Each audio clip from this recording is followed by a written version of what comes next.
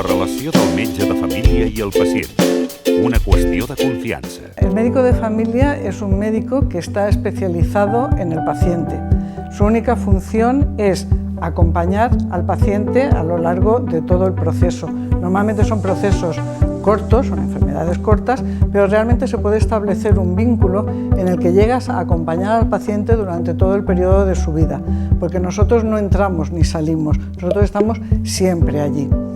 Es un médico que ve al paciente dentro de su entorno, ve al paciente junto con su mujer, con sus hijos, con problemas de trabajo, con problemas sociales. Todo ese conjunto de situaciones que acompañan al paciente son los que tiene que conocer el médico. Por eso le acompaña a lo largo de toda su vida. Eso es una relación de doble vía. El paciente, cuando tiene esa confianza en el médico, se siente seguro y le cuenta. Pero el médico a la vez se ve beneficiado de esta relación porque le es mucho más fácil hacer un diagnóstico. ¿Y qué no se debe ocultar? No se debe ocultar si haces o no haces un tratamiento. Hay muchos pacientes que consideran que tú le has dado un medicamento pero que realmente no lo necesitan.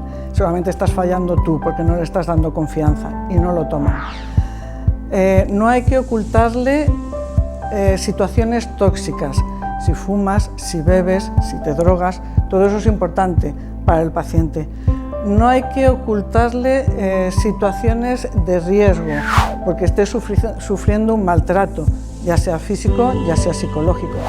No debes ocultarle si está haciendo un tratamiento alternativo. Muchas veces una persona se está tomando unas hierbas pensando que no tienen incidencia en su vida cotidiana y para el médico sí que tiene incidencias que la estés tomando o no. También es importante que en la comunicación con el paciente se establezca un diálogo que sea comprensible para el paciente.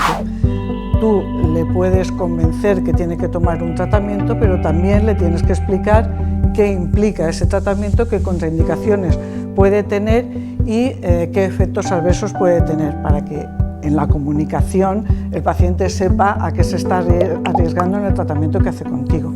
Y sobre todo explicarle en un lenguaje verbal comunicativo, sencillo, qué le está pasando y qué estás haciendo para solucionarlo.